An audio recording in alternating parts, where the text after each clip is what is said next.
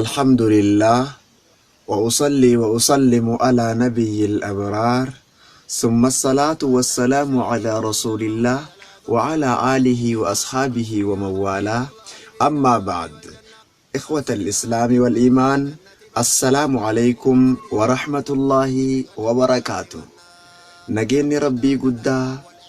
بركانس فيانس بكجرتنتي isin haqa qabu isinin jedha. Egaa kanaafuu kabajamtootaa fi jaallatamtoota kiyya warreen chaanaala kanarratti wal arginee wal dhageeffanneetiin jenne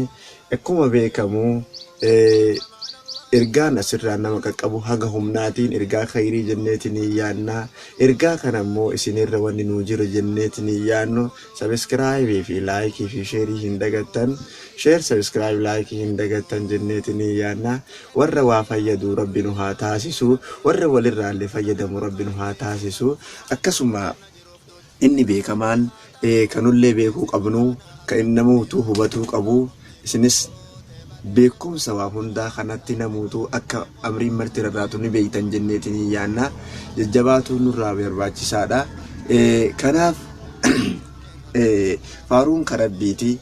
ammoo karabbii nabi Muhammadiin nuu kenneeti.